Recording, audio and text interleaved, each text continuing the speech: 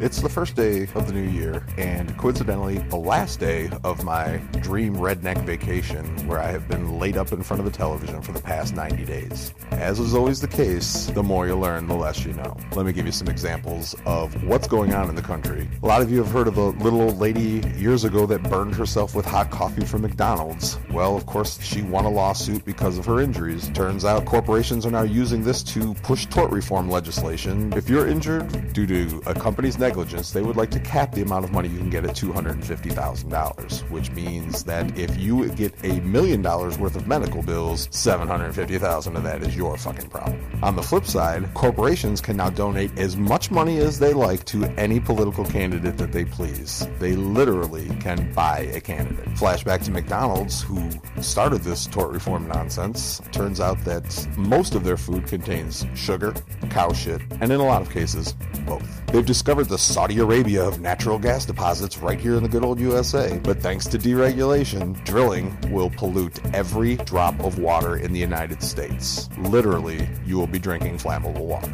possibly smoking it. The bank bailouts cost taxpayers more than $1 trillion, and these idiot bastard bankers still have massive, toxic, unsecured debt. Fortunately, the banks that are remaining have been deemed too big to fail, so there's nothing stopping these idiots from doing this shit again. Fortunately, we're on a confidence-based economic system now because apparently all the golden Fort Knox is gone. Depending on who you talk to, there are between 0 and 1 billion illegal immigrants in the United States. And legislation that was passed to combat these criminals, and yes, illegal makes them criminals, has been deemed racist. At the same time, Latin mobsters, specifically Mexican mafia, are now bigger and richer than the Italian mob ever was. Not only are they the cocaine kingpins, but they are also the kings of cybercrime. They don't even have to leave beautiful Mexico to rob us now. If Obama wins the 2012 election, Obamacare will bankrupt the entire population. If a Republican clown wins, the 3 remaining civil liberties that Bush didn't crush will be raped, beaten, and killed,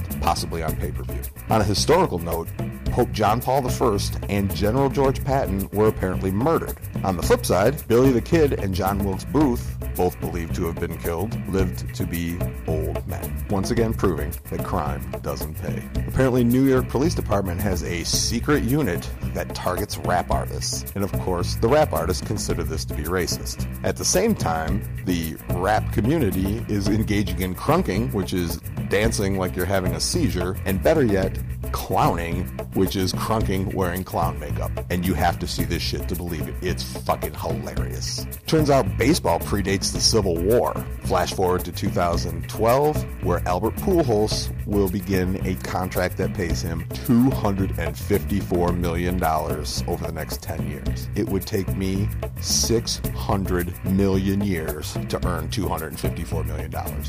I may have to go back and check the math on that. With all this seemingly bad news, you may be tempted to seek out religion. Turns out Ted Haggard, the frontman for the Evangelical Church, was bounced from his power position for having homosexual relationships and lying about it. The good news is that the new head of the Evangelical Church is beyond reproach. He is Tim Tebow. Now, of course, none of this really matters because both the Mayans and Nostradamus agree the world's going to end on 12/21/2012. Congratulations, everybody. We've made it to the home stretch. 12 more months and we can finally check out. I am J. David Force.